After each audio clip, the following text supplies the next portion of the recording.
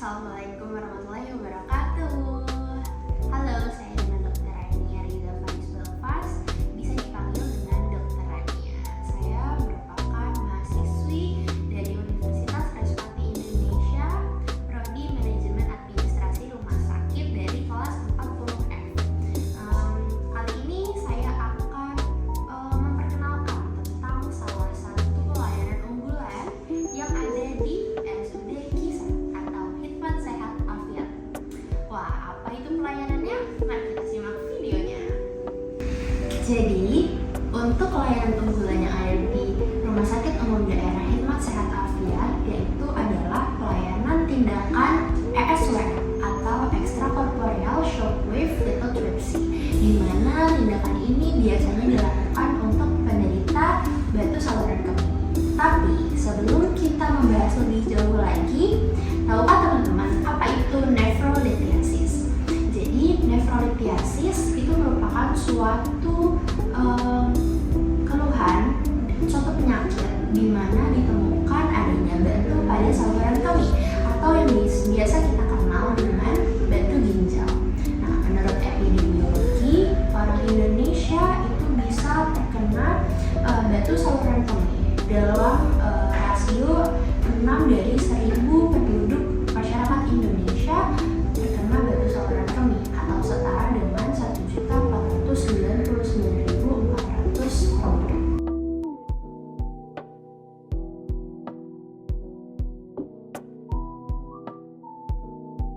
Hal ini tentunya bisa terjadi karena ada faktor pencetusnya atau faktor risikonya.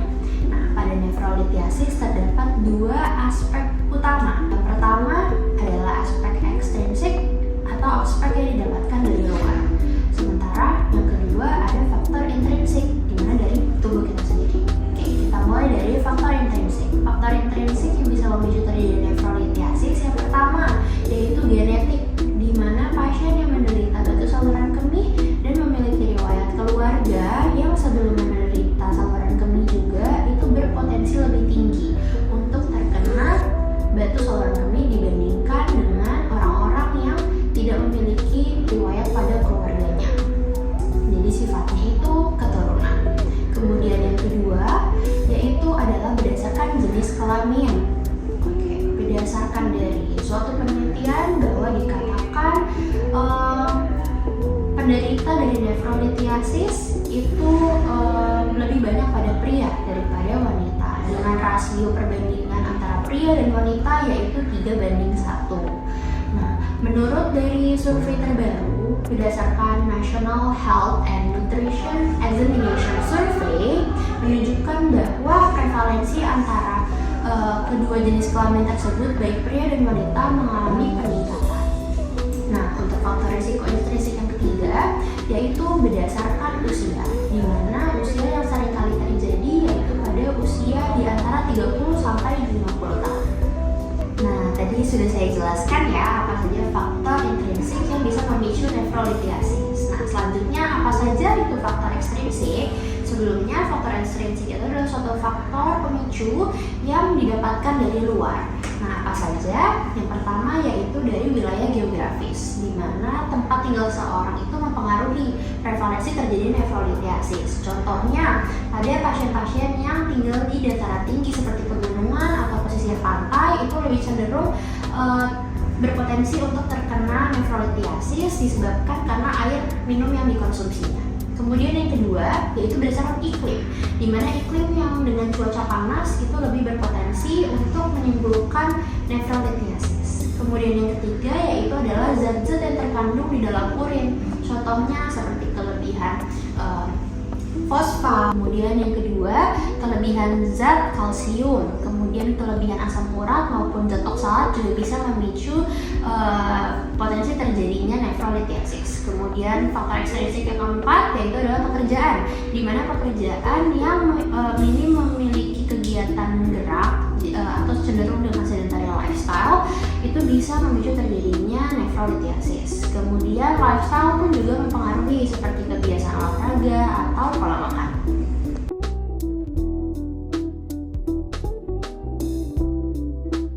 Untuk kasus nefrolithiasis nefrolitiasis yang tidak dilakukan penanganan secara tepat itu bisa memicu terjadinya penurunan fungsi ginjal. Bahkan bisa juga berujung dengan CKD atau chronic kidney disease atau yang bisa kita kenal dengan gagal ginjal kronis.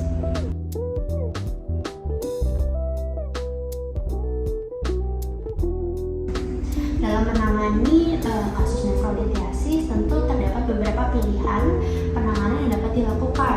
Yang pertama ada tindakan ESWL yang akan kita singgung dalam video ini.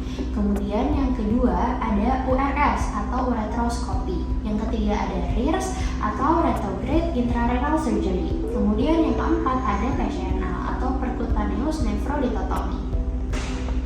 Nah, untuk URS atau ureteroskopi itu merupakan suatu tindakan minimal invasif di mana tidak dilakukan adanya sayatan maupun penjahitan. Nah, URS ini metodenya dengan memasukkan teropong ke dalam ureter dan juga ginjal dengan tujuan untuk menghancurkan batu yang ada di dalam ginjal tersebut. Kemudian ada PCNL, di mana PCNL ini juga termasuk dalam tindakan minimal invasif. Namun yang membedakan pada PCNL dilakukan sayatan pada area pinggang sekitar 1,5 sampai 2 cm dengan tujuan untuk memasukkan teropong melalui sayatan tersebut. Nah, untuk PCNL ini lebih direkomendasikan pada pasien-pasien yang memiliki batu ginjal lebih dari 2 cm atau batu cetak atau Stargardt. Tadi sudah saya singgung tindakan-tindakan untuk menghancurkan batu pada saluran kemih menggunakan tindakan minimal invasif. Nah, pertanyaannya apakah ada tindakan yang benar-benar non-invasif? Jawabannya ada, dan itu ada di Rumah Sakit Umum Daerah Hikmat Sehat Alfian. Apa tindakannya? Yaitu ESWL atau extracorporeal shockwave lithotripsy, di mana pada tindakan ini akan dilakukan pada pasien-pasien yang memiliki batu ginjal dengan ukuran kurang dari 2 cm. Kemudian apabila batu ginjal berada di pol bawah dari ginjal tersebut dan dengan konsistensi batu yang cenderung lebih lunak. Melihat kondisi dari pasien yang mana seringkali ditemukan adanya kekhawatiran dan juga kecemasan dalam pasien tersebut, akan melakukan tindakan yang invasif seperti tindakan operatif itu tentu menjadi pertimbangan kami dalam melakukan suatu tindakan. Nah, oleh karena itu dalam upaya mengedepankan kenyamanan pasien dan juga dalam upaya meningkatkan pelayanan dan juga pengobatan yang efektif dan efisien, saya memperkenalkan layanan unggulan yang berada di Rumah Sakit Umum Daerah Hikmat Sehat Alfian RSUD Pisa ini, yaitu adanya ESWL atau extracorporeal shockwave lithotripsy, di mana dalam alat tersebut itu memanfaatkan suatu teknologi yaitu gelombang kejut yang tidak dilakukan adanya sayatan maupun luka pada tubuh pasien yang bisa mengeluarkan batu yang ada di saluran kemih tersebut dengan mudah. Tentunya tindakan ini akan dilakukan oleh dokter spesialis urologi yang memang sudah kompeten di bidangnya, dan pasien akan dievaluasi sedemikian rupa sebelum melakukan tindakan. Apa saja yang dievaluasi? Mungkin bisa dilakukan pemeriksaan CT scan untuk melihat kondisi dari ginjal pasien, apakah memiliki anatomi yang normal, kemudian bagaimana letak dari batunya, kemudian bagaimana konsistensi dari batu itu, apakah bisa dilakukan tindakan menggunakan gelombang kejut ini, dan itu menjadi pertimbangan semuanya. Tentu kita akan mengupayakan yang terbaik untuk pelayanan dan kesehatan pasien.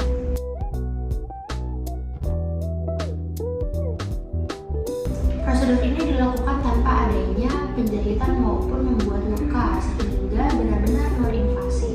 Kemudian juga memiliki perawatan yang cenderung lebih singkat karena ini bisa dilakukan dengan rawat jalan. Dengan demikian, semoga dengan adanya teknologi ini bisa menjadi inovasi yang lebih baik dalam memberikan pelayanan kesehatan kepada seluruh masyarakat Indonesia. Sekiranya sekian yang bisa saya sampaikan. Semoga video ini dapat memberikan manfaat yang positif bagi teman-teman semua yang menonton. Saya pamit, terima kasih. Wassalamualaikum warahmatullahi wabarakatuh.